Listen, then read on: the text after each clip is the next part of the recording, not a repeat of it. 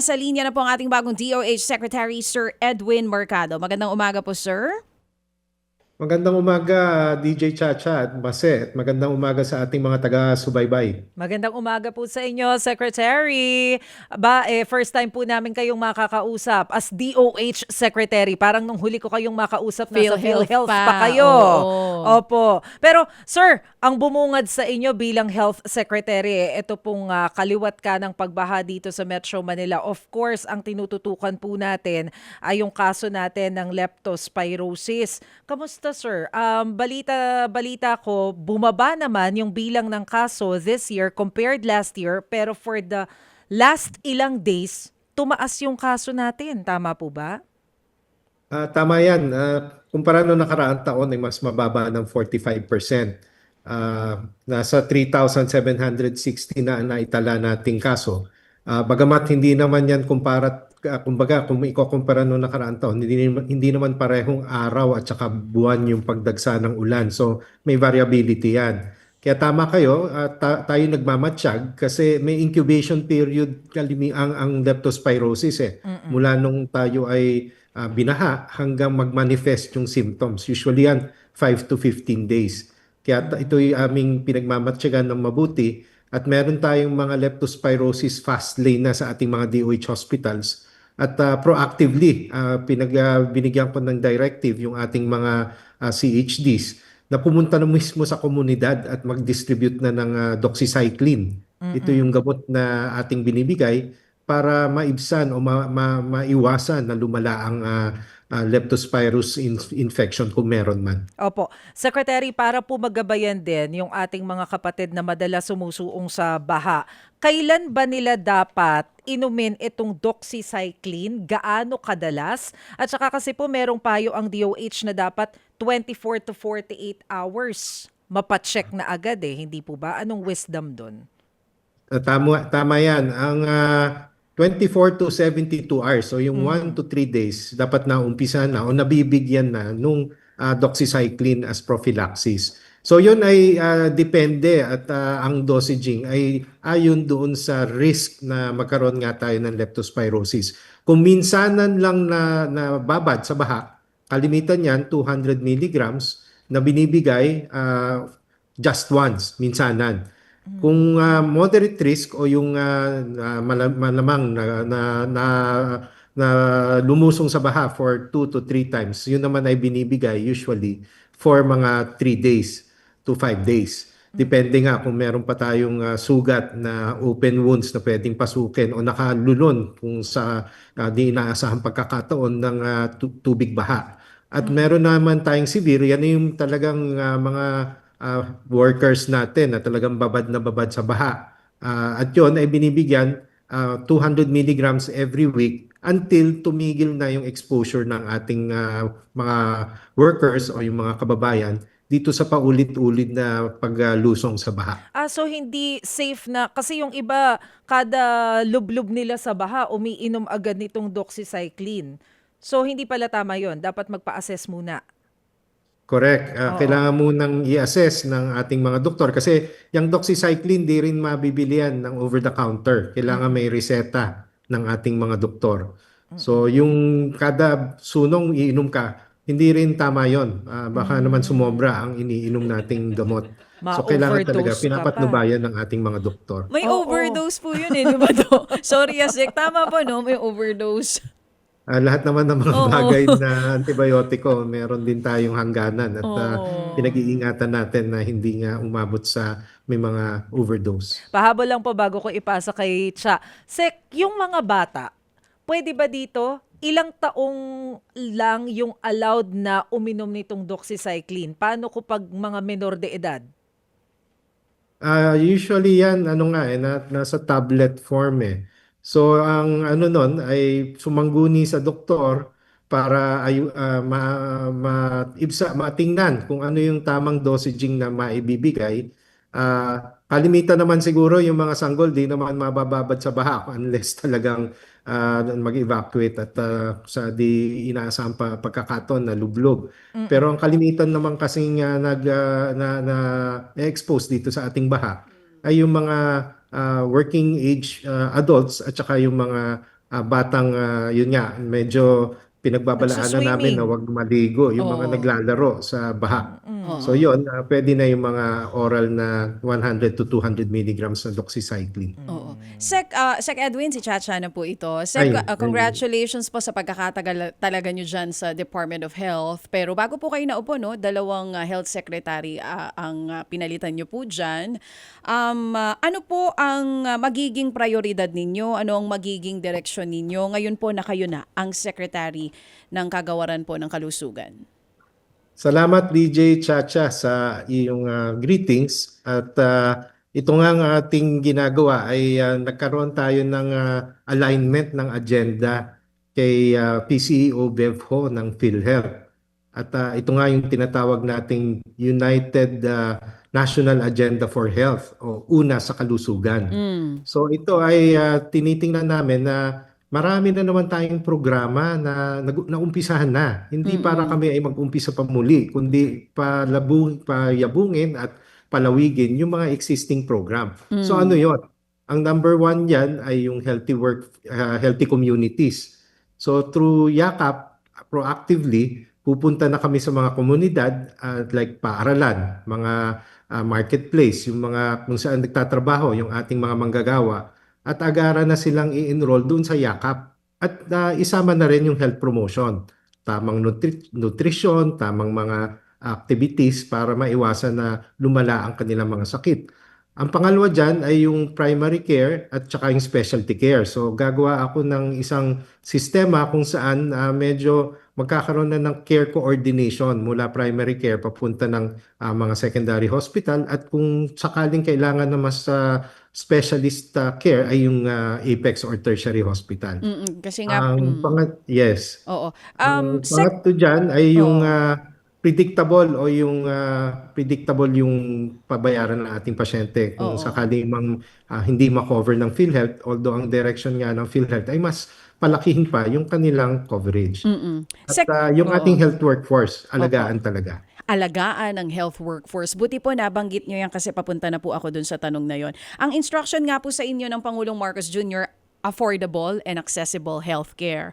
Last time, nung pong napalitan, nung mismong araw, a day after mapalitan po sa pwesto, etong si Dr. Pujalte, nakausap po namin si Ma'am Christy Dongines ng Alliance of Health Workers. Basahin ko lang po yung mismong mga salita na lumabas po sa kanyang mga lobby nung time na nakausap po namin siya. Ang sabi po niya dito, and hingi po namin yung reaction niyo, sir. Ilalagay ba ni merkado ang pangangailangan ng pasyente at health workers o ito ay magpapatibay sa business interest? Ang practices po niya ay nasa private lahat. Health insurance po ang PhilHealth. Lahat po ito naglalaro ngayon sa isip natin. Yun lang po ang tinatanong namin. Kaya niya. Maging matatag kaya ang public healthcare system sa pamumuno niya? Ano pong tugon nyo dito, Sec? So siguro naman nakita nyo yung aking nagawa sa PhilHealth na talagang ang ating tinutukan ay yung mga nangangailangan na miyembro at mga mamamayan sa pagpapalawig ng ating primary care program, pagbibigay ng access sa outpatient medicine through gamot at ito ring pag-expand ng ating mga benefits. Katulad niyan, leptospirosis, in-expand namin yan bago ako mahirang na Department of Health Secretary. Yung engagement din ng private sector, hindi rin pwedeng hindi natin gawin kasi ang ating healthcare system, hati 50% are provided by the public sector, 50% are provided by the private sector. Pero may mga paraan yan in health economics kung paano natin dapat i-engage yung private sector. Being the largest purchaser of health services, may mga pamamaraan yan ayon doon sa mga tinatawag nating control knob theory. Ano yung mga pwedeng gawin na patakaran para umayon din yung ating mga pribadong mga facilities na doon sa ating objective na maibaba at maging efficient yung ating health services, maibaba yung cost at maging efficient yung ating health services.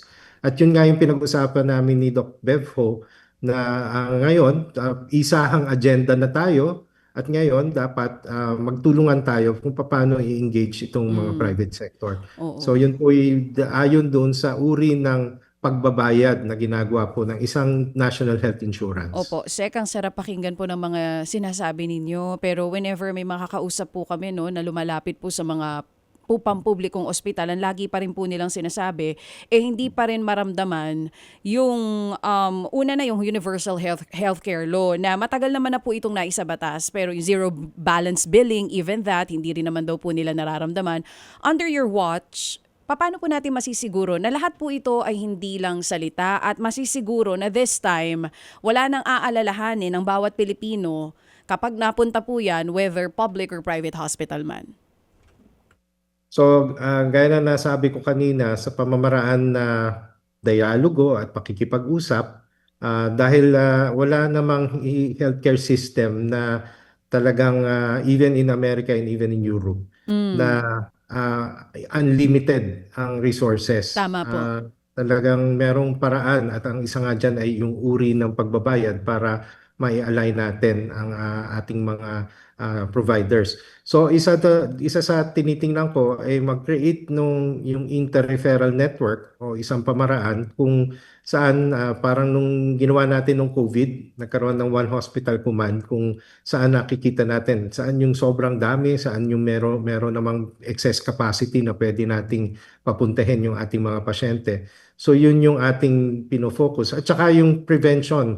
Kaya ang focus nga natin ay primary care. Kasi kalimitan, ang behavior ng ating pasyente, kapag may sakit na lang pumupunta sa mga pagamutan. Ngayon na meron na tayong yakap, ang ating objective ay wala pang nararamdaman, makita na ng ating mga doktor at mabigyan na ng abiso kung paano maiwasan na magkasakit. Ito po bang budget natin for this year, for 2027? Sapat na po ba ito para magawa po lahat po ng mga gusto niyo pong direksyon dyan po sa Department of Health? 353.8 billion pesos, Sec. Yan ay pinag-aaralan ko pa. Kahapon nga, nagkaroon ako ng presentation ng mga budgets at tinitingnan ko pa kung paano himayin ng line item at siguro after another couple of weeks, pwede tayo mag-usap ng mas maganda at mas detalye. Oo, meron kami mga sumbong na natatanggap dito doon po sa mga binabanggit ninyo na tungkol sa yakap. Halimbawa, ito pong isang message dito, doon daw po sa isang ospital sa Pampanga, wala pa daw pong maibigay na gamot sa kanila. Yung sa yakap daw po na binabanggit ninyo. Oo. Paano po kaya natin sisiguruhin? Yun nga yung sinasabi din natin, Sek, we wanted change, especially sa healthcare system po ng ating bansa para sana yung mga talagang hindi kaya magpa-ospital sa pribado, hindi nakakabahan magpa-check up, hindi kakabahan pumunta sa pampublikong ospital para po masiguro na may maibibigay po tayo sa kanila. So, meron talagang mga gaps na nakikita pa tayo. Hindi naman yan lahat sa banda ng PhilHealth. Yung iba, hindi pa ready o yung ating mga IT systems na dapat required na i-purchase o i-set up ng mga provider ay hindi pa nila nasa-set up. Yun lang yung paraan kasi para matiyak natin na hindi rin naman naaubuso yung ating programa. So, tinitingnan na yan ni Dr. Bevco at sinasabi nga natin na meron na tayong mga itatalagang mga tao on the ground na talagang magmamatsyag, na agaran ding magche-check nitong mga hinaing ng ating mga miyembro. At tinutulungan din namin yung ating mga yakap provider kung paano mas mapabilisan yung kanilang readiness. So, bago nga ako na italagang kalihim ng kagawaran, minute ko halimbawa lahat ng mga provider ng electronic medical records. At sinabihan ko, ibaba nyo naman yung presyo nyo dahil madami ang mga yakap clinic na nagpapa-accredit pa. So yun yung ibang meron na tayong nilalagay tinatalagang mga boots on ground to check. Pero marami pa rin tayong mga clinics na hindi pa talaga ready. Kaya yun naman yung ating tinutulungan. Oo. Sec, in light of the recent event, doon po sa nangyari sa may Zamboanga,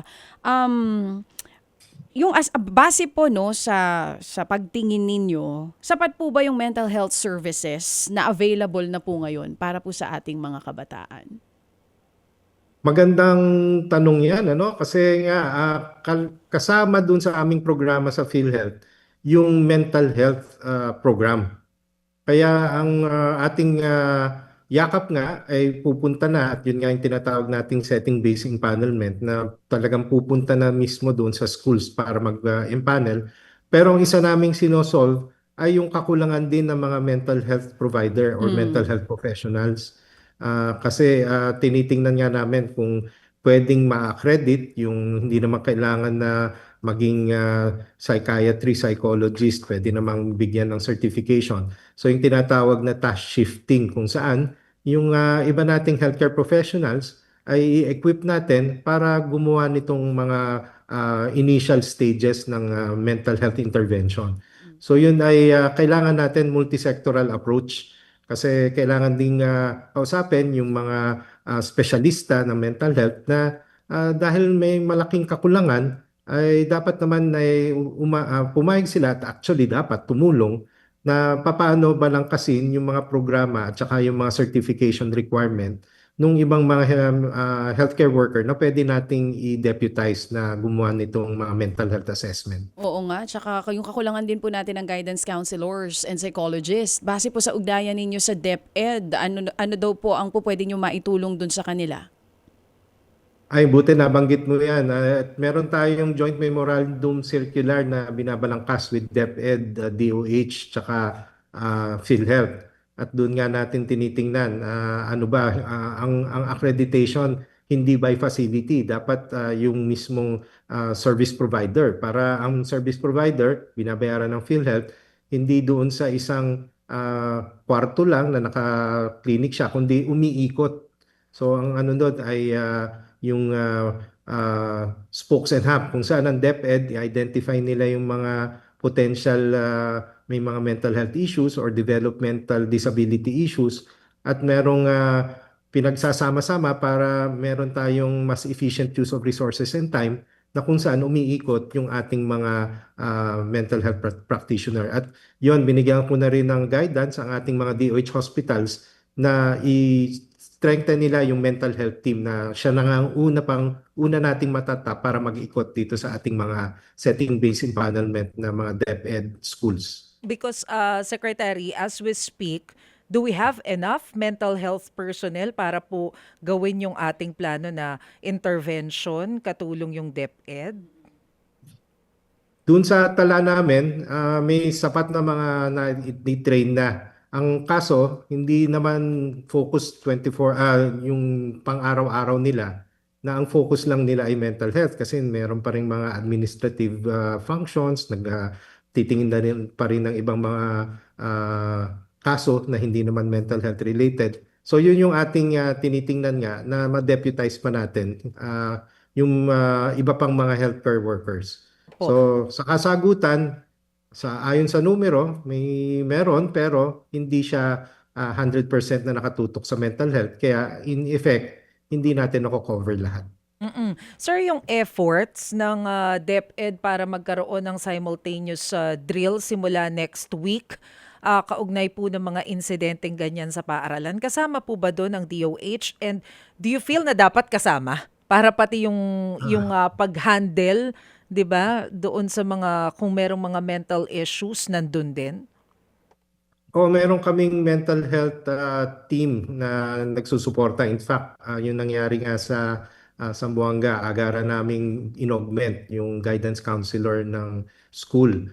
So, i-mobilize din namin itong mental health team to get involved in that mga scenario or mga drills na gagawin ng DepEd. But sir, tinitingnan ko kasi, so kaka-appoint nyo lamang po as Health Secretary until 2028 na lang si President Bongbong Marcos. So more or less, you only have 2 years dyan po sa department. Is that enough, yung oras na yon para po magawa nyo lahat ng plano nyo? Ang haba po nitong listahan ninyo, sir. Tama yan, pero gaya ng nasabi ko, hindi naman kami mag-uumpisa ng mga bago eh. Ito ay mga existing na kailangan lang payabungin o paigtingin. So, nung ang nakaraang Lunes, kahit umuulan, ay nagtipon kami dito at nag-flag racing. At talagang sinabi ko sa ating mga kawani dito sa Department of Health, yung urgency na talagang kami ay dapat mag-move as one towards the goal that was set. Sir, ako ay curious lamang. Ano po? Sino po bang kumausap sa inyo na kayo po ay inalok na maging bahagi ng Department of Health? Mismong si Presidente po ba? Ano pong paliwanag niya sa inyo? Nung SONA naman, nakita na natin na binibigyan ni Presidente ng importansya ang mga health issues. Nung ako'y naitalaga as PhilHealth President, kami naman ay regular na nakakapag-usap ni Presidente Bongbong Marcos at nilalahad niya kung ano yung hangarin niya. So medyo ano naman, malinaw kung ano yung marching orders ni Presidente Bongbong Marcos. Nung nagkaroon ng pagkakataon bilang isang matapat na kawani ng gobyerno, pag binigyan ng marching order at lulusob, talagang ako naman ay magsusuporta. So nung ito ay binring up sa akin ng ating Presidente, ako po naman ay tumugon doon sa pangangailangan. Ibig sabihin, Secretary, SONA pa lang nakausap na kayo. Ah. Ay, nag-freeze. Oo. Hinihintay ko May eh. pumasok yata ng ano. Oo. Pero mismo si Presidente daw yung kumausap kay Yeah. Secretary.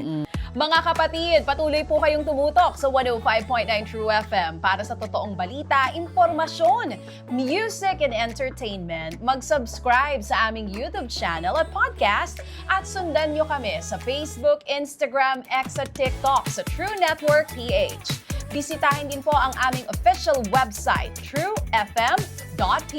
At panoorin din kami sa True TV Signal, Channel 19. Kami po ang 105.9 True FM. Laging true sa'yo, kapatid.